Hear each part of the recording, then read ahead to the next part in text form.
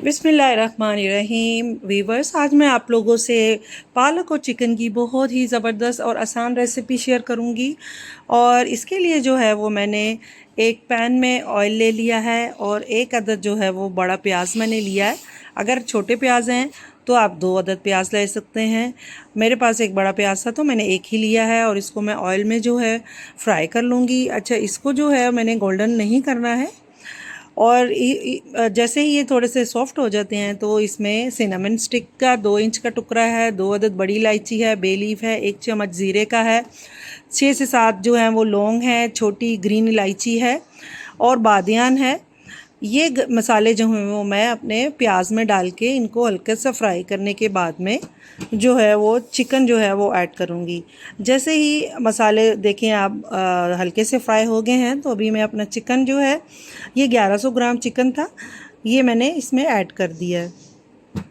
छोटे बड़े पीस जैसे भी आप लेना चाहते हैं वो आप ले सकते हैं।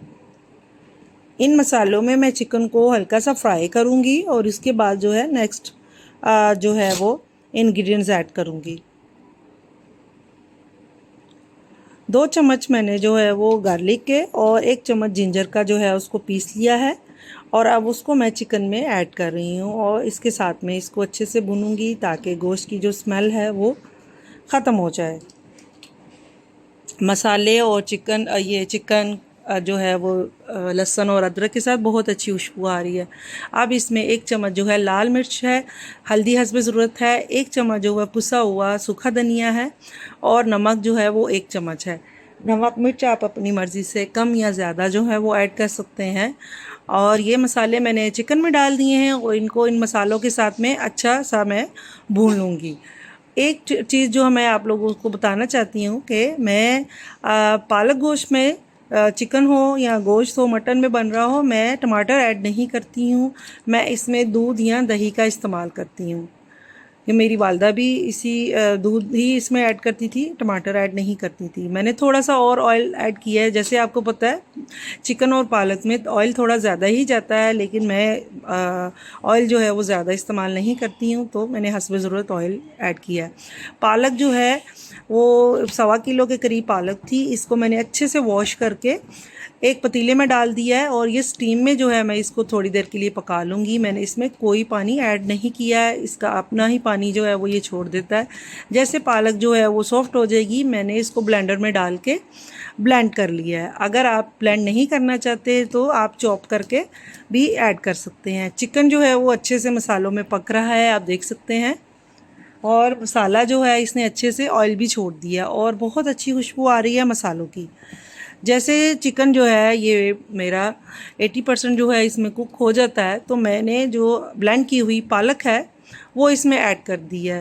पालक जो है इसको मैंने बॉईल करते वक्त 3 से 4 अदद हरी मिर्च ऐड की थी, मैं बताना भूल गई थी पहले। तो इस स्टेज पे भी मैं इसमें वापस हरी मिर्च जो है वो ऐड करूँगी, वो वाली हरी मिर्च इसमें ब्लेंड हो गई। आप देख सकते हैं पालक का कलर कितना अच्छा है और कलर भी इसका ख़राब नहीं हुआ है। अब पालक जो है वो कुछ देर पकने के बाद में मैं इसमें 1 कप जो है वो दूध का ऐड कर दिया है। आप इसमें दही भी ऐड कर सकते हैं या अगर टमाटर डालना चाहते हैं तो वो भी कर सकते हैं।